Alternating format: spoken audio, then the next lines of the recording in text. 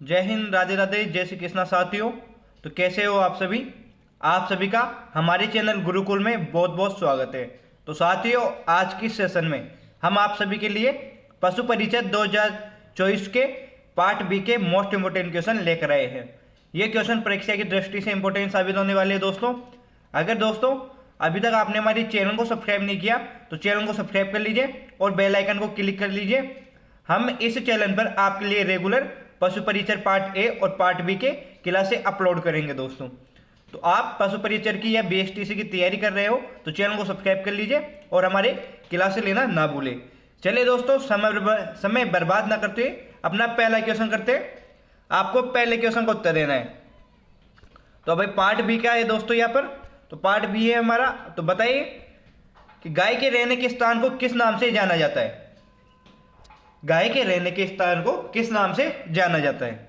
Option है pen, buyer, stable और कोई नहीं। तो गाय के रहने का स्थान देसी भाषा में बात करें, राजस्थानी भाषा में बात करें तो हमारे यहाँ तो उसे बाड़ा कहते हैं। क्या कहते हैं? बाड़ा। परंतु वैज्ञानिक भाषा में या ऑथेंटिक लैंग्वेज की बात करें जो आपको वहां पर पूछी जाएंगी तो उसमें क्या कहते हैं गाय की भाषा को? तो उधर कहते हैं बायर। उसमें क्या कहते हैं? बायर। किताबी भाषा की बात करें तो बायर कहते हैं गाय के रहने के स्थान को।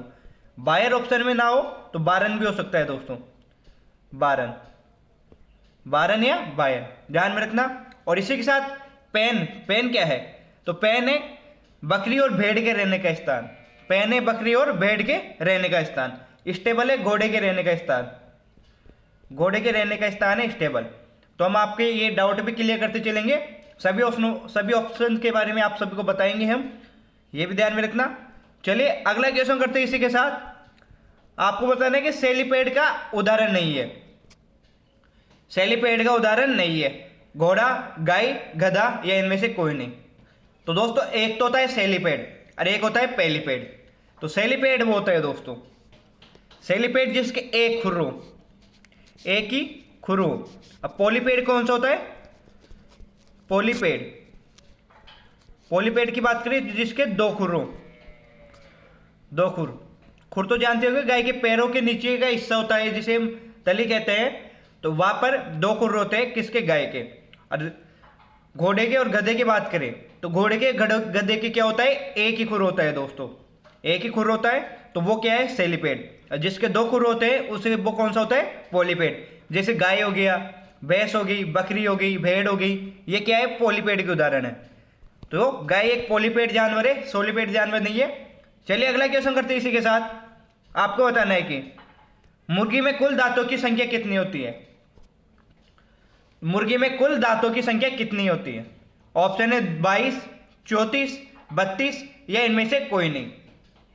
तो राइट आंसर कौन सा होगा इसमें? तो मुर्गी में दांतों की संख्या की बात करें हम तो हम जानते हैं कि मुर्गी, इसमें ऑप्शन डी राइट होगा आपका क्लियर भी कर देता हूं। तो मुर्गी को एक पक्षी की श्रेणी में गिना जाता है दोस्तों, पक्षी की श्रेणी में गिना जाता है मुर्गी को। तो हम जानते हैं पक्षी के दांत नहीं होते, चोंच होती है, चोंच होती है पक्षी के, ये भी ध्यान में रखना। और ये अपना खाना चोंच की सहायता से खाते हैं। तो मुर्गी भी एक क्या पक्षी है, इसमें भी चोंच होती है, तो इसमें दांतों की संख्या नहीं होगी दोस्तों। अगला क्वेश्चन करते हैं। इसी के साथ आपको बताना है कि बकरी में समागम की क्रिया को किस नाम से जाना जाता है? बकरी में समागम की प्रक्रिया को किस नाम से जाना जाता है? इसका राइट आंसर कौन सा होगा? हमारा ऑप्शन है टपिंग, सविंग, कवरिंग या कपलिंग। तो कौन सा राइट आंसर होगा इसमें? समागम की प्रक्रिया दोस्तों, समागम की प्रक्रिया को मैथुन प्रक्रिया भी बोलते हैं दोस्तों, या मीटिंग प्रोसेस, या मीटिंग प्रोसेस भी बोलते हैं इसे, ये भी ध्यान में रखना। तो बकरी में समागम की प्रक्रिया को क्या कहते हैं? तो बकरी की बात करें तो बकरी में समागम की प्रक्रिया को कहते हैं सविंग। ऑप्शन क्या हो? बी राइट आंसर होगा इसमें। कौन सा? बी राइट आंसर हो जाएगा बकरी में समागम की प्रक्रिया। इसी के साथ भैंस में और गाय में भी समागम की प्रक्रिया को क्या कहते हैं? सविंग कहते हैं। भैंस व गाय में भी समागम की प्रक्रिया को सविंग कहते हैं। टैपिंग है भेड़ में समागम की प्रक्रिया, यह भी ध्यान में रखना कि आप टैपिंग क्या है? भेड़ में समागम की प्रक्रिया। चलिए इसी के साथ अगला क्वेश्चन करते हैं हम। आपको बताना कि भैंस प्रजनन केंद्र कहां पर स्थित है।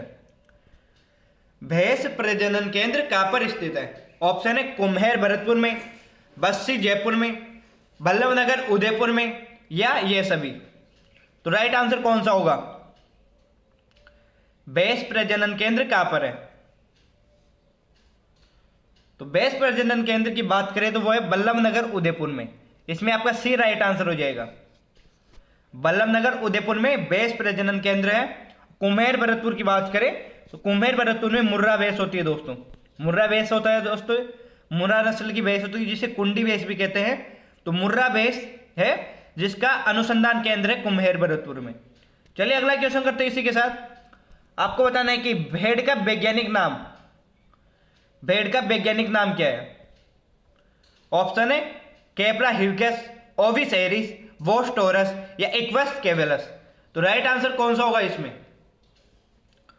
तो भेड़ का वैज्ञानिक नाम बताना है आपको। तो भेड़ के वैज्ञानिक नाम की बात करें तो ओविस एरिस है। ओविस एरिस है भेड़ का वैज्ञानिक नाम, बी राइट आंसर होगा। और इसी के साथ बात करें कैप्रा हिरकस, तो बकरी का वैज्ञानिक नाम है कैप्रा हिरकस। घोड़े का वैज्ञानिक नाम है, तो घोड़े की बात करें दोस्तों, घोड़े का नाम है इक्वस कैवेलस। घोड़े का वैज्ञानिक नाम इक्वस कैवेलस। और देसी गाय का कौन सा है? देसी गाय का या विदेशी गाय का? तो वोस टोरस है विदेशी गाय का। विदेशी गाय होती है जिसका नाम है वोस टोरस, ध्यान में रखना। अगला क्वेश्चन करते हैं इसी के साथ। आपको बताना है कि यहां पर भेड़ों में ऊन को काटना क्या कहलाता है? भेड़ों में ऊन को काटना क्या कहलाता है? ऑप्शन है डबिंग, विनिंग, शेयरिंग, या डिवाकिंग। कौन सा राइट आंसर होगा इसमें? तो बताइए भैंसों में ऊन को काटना, सॉरी दोस्तों, भेड़ों में ऊन को काटना क्या कहलाता है? तो हम सभी जानते हैं भेड़ों में ऊन को काटना क्या कहलाता है? शेयरिंग कहलाता है। सी राइट आंसर हो जाएगा। ऑप्शन सी राइट होगा। चलिए अगला क्वेश्चन करते हैं इसी कड़ी के साथ। साथियों अभी तक आपने हमारे चैनल को सब्सक्राइब नहीं किया तो चैनल को सब्सक्राइब कर लीजिए और बेल आइकन को क्लिक कर लीजिए ताकि आपको रेगुलर हमारी वीडियोज का नोटिफिकेशन मिल सके। और अगले क्वेश्चन का उत्तर भी दे दीजिए इसी के साथ कि लटके हुए होठ किस नस्ल के ऊंट की विशेषता है? लटके हुए होठ किस नस्ल के ऊंट की विशेषता है? ऑप्शन है खाराई, मेवाड़ी, जैसलमेरी, या बीकानेरी। तो चारों में से राइट आंसर कौन सा होगा? तो लटके हुए ऊंटों की बात करें तो वो मेवाड़ी नस्ल के ऊंटों की विशेषता है। बी राइट आंसर होगा, मेवाड़ी नस्ल के ऊंटों की विशेषता है। और इसी के साथ आपको और क्वेश्चन बनता है जीके का। इसका जीके का क्वेश्चन ध्यान में रखना कि राजस्थान में ऊंट लाने का श्रेय किसे दिया जाता है, या मारवाड़ में ऊंट लाने का श्रेय किसे दिया जाता है? तो पाबू जी को दिया जाता है। लोक देवता पाबू जी को दिया जाता है। अगला क्वेश्चन करते हैं इसी के साथ। आपको अगले क्वेश्चन का उत्तर देना है हमारा। अगला क्वेश्चन है यहाँ पर कि पशुओं में जन्म के कितने वर्ष बाद सींग का पहला छल्ला बनता है? पशुओं में जन्म के कितने वर्षों बाद या कितने वर्ष बाद सींग का पहला छल्ला बनता है? ऑप्शन है 1 वर्ष बाद, 2 वर्ष बाद, 3 वर्ष बाद, या 4 वर्ष बाद। तो राइट आंसर कौन सा होगा इसमें आप सभी का? तो कितने वर्ष बाद बनता है? तो इसमें आपका राइट आंसर होगा सी, 3 वर्ष बाद बनता है। अगला क्वेश्चन करते हैं इसी के साथ। आपको बताना है कि अगर दूध का रंग गहरा पीला हो तो दूध में किस पदार्थ की मिलावट की गई है? अगर दूध का रंग गहरा पीला हो तो दूध में किस पदार्थ की मिलावट की गई है? ऑप्शन है सोडा की, ग्लूकोज की, चीनी की, या यूरिया की। तो राइट आंसर कौन सा होगा इसमें? तो यदि गहरा पीला हो तो दूध का रंग, तो उसमें यूरिया की मिलावट की जाती है दोस्तों। ऑप्शन डी राइट आंसर होगा। चलिए अगला क्वेश्चन करते हैं। अभी तक आपने वीडियो को लाइक नहीं किया तो वीडियो को लाइक करके अपने दोस्तों के पास शेयर कर दीजिए और अगले क्वेश्चन का उत्तर दीजिए। सरा बीमारी को ऊंटों में किस नाम से जाना जाता है? एक बीमारी होती है सरा, उसमें उसको ऊंटों में किस नाम से जाना जाता है? ऑप्शन है फटकिया के नाम से, तिवरसा के नाम से, ट्रिप्रोसोमा के नाम से, या बी व सी दोनों के नाम से। तो राइट आंसर कौन सा होगा? तो सरा बीमारी को ऊंटों में तिवरसा और ट्रिप्रोसोमा के नाम से जाना जाता है। डी राइट आंसर होगा इसमें आपका। अगला क्वेश्चन करते हैं इसी के साथ। आपको बताना है कि रानीखेत रोग का कारक है। रानीखेत रोग का क्या कारण है? ऑप्शन है हफीज virus, lyssavirus, paramyxovirus या चेचक। तो चारों में से राइट आंसर कौन सा होगा? रानीखेत वायरस का या रानीखेत रोग का क्या कारण है? तो इसमें आपका राइट आंसर होगा paramyxo virus. Option C right answer हो जाएगा इसमें आपका। चलिए इसी कड़ी के साथ नेक्स्ट क्वेश्चन करते हैं हम। आप सभी को बताना है कि दूध का सफेद रंग किस प्रोटीन के कारण होता है? दूध का सफेद रंग किस प्रोटीन के कारण होता है? ऑप्शन है हमारे ग्लोब्यूलिन, एल्ब्यूमिन, कैरोटीन या कैसिन। तो राइट आंसर कौन सा होगा?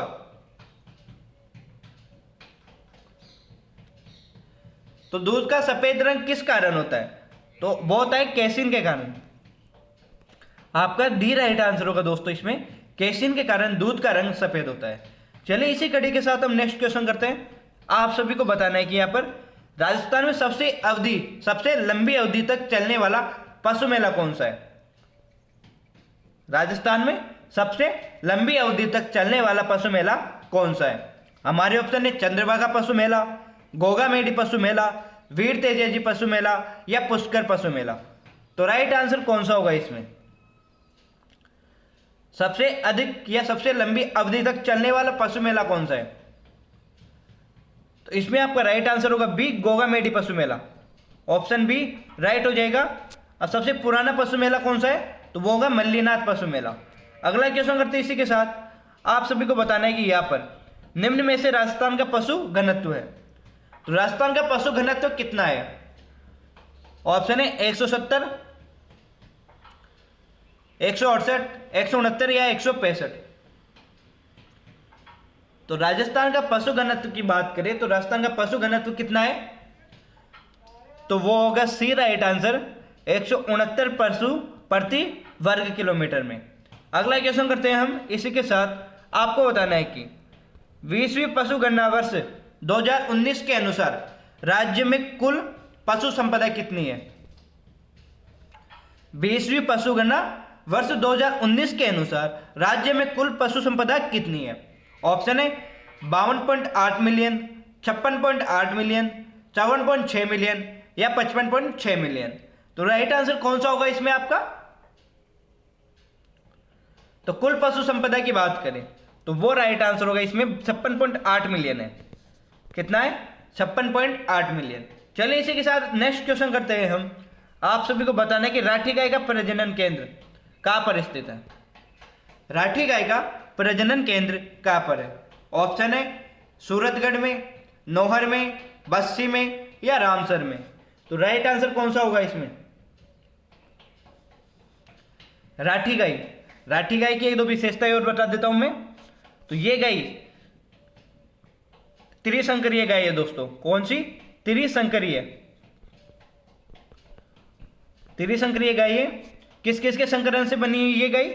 तो एक तो होगा दोस्तों स्टार पार्कर, एक होगा साहिवाल, एक होगा रेड सिंधी के संकरण से ये गाय बनी है। ये भी ध्यान में रखना। और इसी के साथ बात करें तो वितरण क्षेत्र कौन कौन से है? तो वितरण क्षेत्र की बात करें तो मैं बोल रहा हूं श्रीगंगानगर, हनुमानगढ़, बीकानेर और जैसलमेर, इन क्षेत्रों में पाई जाती है ये गाय। और ये भी ध्यान में रखना। चलिए अब ये बताइए आप कि इसका प्रजनन केंद्र कहां पर है? तो प्रजनन केंद्र की बात करें तो नौहर में है। ऑप्शन बी राइट आंसर होगा। इसका प्रजनन केंद्र कहां पर है? नौहर में। चलिए इसी के साथ नेक्स्ट क्वेश्चन करते हैं हम।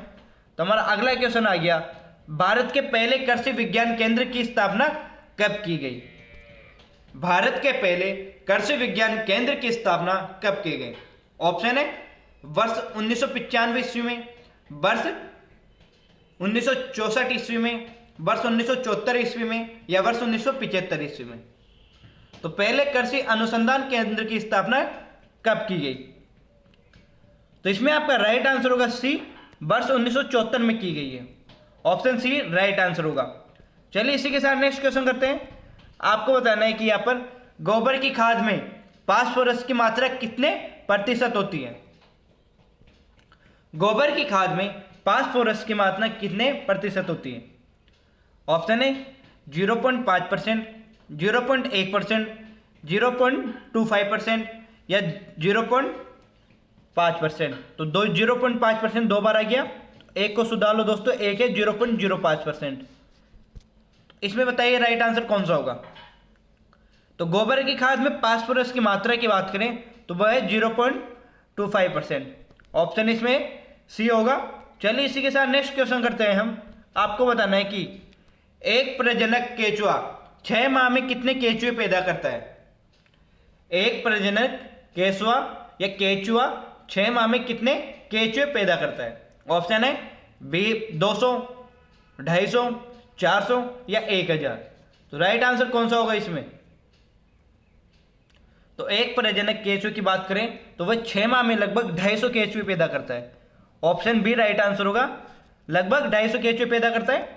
चलिए इसी के साथ नेक्स्ट क्वेश्चन करते हैं। आपको बताना है कि निम्न में से किसमें सर्वाधिक वसा पाई जाती है? तो इन चारों में से बताइए किस जानवर में सर्वाधिक वसा पाई जाती है? ऑप्शन है गाय में, भैंस में, भेड़ में या बकरी में। तो चारों में से राइट आंसर कौन सा होगा आपका? तो सर्वाधिक वसा किस में पाई जाती है? तो वो पाई जाती है भेड़ में। ऑप्शन सी राइट आंसर होगा, भेड़ है जिसमें सर्वाधिक वसा पाई जाती है। अगला क्वेश्चन करते हैं। अभी तक आपने चैनल को सब्सक्राइब नहीं किया तो चैनल को सब्सक्राइब करके वीडियो को लाइक कर दीजिए। फिर अगले क्वेश्चन को उत्तर दीजिए। FMD रोग पशुओं में किसके द्वारा होता है? FMD रोग पशुओं में किसके द्वारा होता है? ऑप्शन है जीवाणु के कारण, परजीवी के कारण, कवक के कारण या विषाणु के कारण। तो राइट आंसर कौन सा होगा इसमें? FMD रोग पशुओं में किसके कारण होता है? तो वो होता है दोस्तों विषाणुओं के कारण। ऑप्शन डी राइट आंसर होगा। चलिए इसी कड़ी के साथ नेक्स्ट क्वेश्चन करते हैं हम। आपको बताना है कि पशुओं की आयु किससे ज्ञात की जाती है? पशुओं की आयु किससे ज्ञात की जाती है? ऑप्शन है शरीर के आकार से, दांतों की संख्या से, दुग्ध उत्पादन से या पूंछ की लंबाई से। तो पशुओं की आयु किससे ज्ञात की जाती है? तो वो की जाती है दोस्तों दांतों की संख्या से। ऑप्शन इसमें राइट होगा आपका बी, दांतों की संख्या से पशुओं की आयु ज्ञात की जाती है। नेक्स्ट क्वेश्चन करते हैं इसी के साथ। आप सभी को बताना है राइट आंसर कौन सा होगा। दुग्ध दोहने की सर्वोत्तम विधि है। दूध दोहने की सर्वोत्तम विधि कौन सी है? ऑप्शन है पूर्ण हस्त दोहन, अंगूठा विधि, चुटकी विधि या कोई नहीं। तो राइट आंसर कौन सा होगा? दूध दोहने की सर्वोत्तम विधि कौन सी है? तो इसमें आपका राइट आंसर होगा पूर्ण हस्त दोहन विधि। ए राइट आंसर हो जाएगा इसमें आप सभी का। चलिए इसी कड़ी के साथ नेक्स्ट क्वेश्चन करते हैं हम। आपको बताना है कि किसके दूध में विटामिन सी सर्वाधिक पाया जाता है? किसके दूध में विटामिन सी सर्वाधिक पाया जाता है? ऑप्शन है गाय, बकरी, भेड़ या भैंस। तो बताइए किसके दूध में विटामिन सी सर्वाधिक पाया जाता है? तो इसमें आपका राइट आंसर होगा बी, विटामिन सी बकरी के दूध में सर्वाधिक पाया जाता है। अगला क्वेश्चन करते हैं इसी के साथ। आपको बताना है कि राष्ट्रीय ऊंट अनुसंधान केंद्र कहाँ स्थित है? राष्ट्रीय ऊंट अनुसंधान केंद्र कहाँ पर है? ऑप्शन है जोधपुर, कोटा, अजमेर और बीकानेर। तो राइट आंसर कौन सा होगा इसमें? तो राष्ट्रीय ऊंट अनुसंधान केंद्र की बात करें तो वो होगा बीकानेर में। राष्ट्रीय ऊंट अनुसंधान केंद्र कहाँ पर है? बीकानेर में। और ऊंट की जगह ऊन भी आ जाए दोस्तों, तो ऊन अनुसंधान केंद्र कहाँ पर है? तो वो भी बीकानेर में ही है। दोनों का ध्यान रखना। चलिए इसी के साथ नेक्स्ट क्वेश्चन करते हैं। आपको बताना कि महाशिवरात्रि पशु मेला कहाँ आयोजित होता है? महाशिवरात्रि पशु मेला कहाँ पर आयोजित होता है? ऑप्शन है जयपुर, दौसा, करौली या भरतपुर। आप उत्तर बताइए। इसके साथ मैं आपको महाशिवरात्रि के बारे में बताता हूं। तो महाशिवरात्रि कब मनाई जाती है? तो ये मनाई जाती है दोस्तों फाल्गुन कृष्ण त्रयोदशी 13 को। फाल्गुन कृष्ण 13 को महाशिवरात्रि मनाई जाती है। इस दिन की विशेषता यह है कि इस दिन माता पार्वती और भगवान शिव किया, माता पार्वती और भगवान शिव का विवाह हुआ था, इस कारण यह इस दिन महाशिवरात्रि मनाई जाती है। और आपको यह बताना है कि महाशिवरात्रि का पशु मेला कहाँ बढ़ता है। तो महाशिवरात्रि का पशु मेला बढ़ता है करौली में। इसमें राइट आंसर कौन सा होगा? सी राइट आंसर होगा। इसी के साथ अगला क्वेश्चन करते हैं हम। आपको बताना है कि किस प्रकार के रोग पशुओं में दूषित जल व खराब चारे से होते हैं। किस प्रकार के रोग है जो पशुओं में दूषित जल और खराब चारे के कारण होते हैं? तो इसका राइट आंसर बताइए।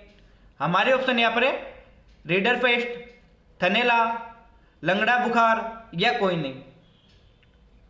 तो बताइए राइट आंसर कौन सा होगा। तो किस तरह के रोग है जो पशुओं में दूषित जल और खराब चारे के कारण होता है? तो वो होता है दोस्तों लंगड़ा बुखार। बुखार भी लंगड़ा होने लगे दोस्तों। ऑप्शन सी राइट होगा। अगला क्वेश्चन करते हैं इसी के साथ। आपको बताना है कि भैंस के मांस को किस नाम से जाना जाता है। भैंस के मांस को किस नाम से जाना जाता है? ऑप्शन ए बीफ, चिकन, वेनिसोन या कैराबिन। तो भैंस के मांस को किस नाम से जाना जाता है? तो इसमें आपका राइट आंसर होगा दोस्तों कौन सा? कैराबीफ। कैराबीफ के नाम से जाना जाता है भैंस के मांस को दोस्तों, सॉरी। और इसी के साथ गाय के मांस को जाना जाता है बीफ। चिकन किसका होता है? मुर्गी का। मुर्गी के मांस को चिकन के नाम से जाना जाता है। मटन होता है दोस्तों भेड़ का मांस, ध्यान में रखना। चलिए दोस्तों, आज का सेशन हमारा यहीं पर समाप्त होता है। तो आशा करूंगा आप सभी को हमारा सेशन अच्छा लगा होगा। अगर साथियों सेशन अच्छा लगा है तो सेशन को लाइक करना, अपने दोस्तों के पास शेयर करना, और अगर आप हमारे चैनल पे नए हो तो चैनल को सब्सक्राइब कर लेना और बेल आइकन को भी क्लिक कर लेना, और इस वीडियो को लाइक करके अपने सभी साथियों के पास भेज देना। तो साथियों एक बात और कहना चाहता हूं, आज से हम इस चैनल पे रेगुलर आपके लिए पशु परिचर पार्ट बी और पशु परिचर पार्ट ए के इंपॉर्टेंट क्वेश्चन लेने कर आने वाले हैं। तो ये क्वेश्चन आप सभी के लिए परीक्षा के लिए इंपॉर्टेंट साबित होने वाले हैं। तो आप हमारा ये सेशन लेना ना भूलें, और इस चैनल को ज़्यादा से ज़्यादा शेयर करके सब्सक्राइब कर लीजिए। चलिए, जय हिंद, जय भारत, जय श्री राम दोस्तों।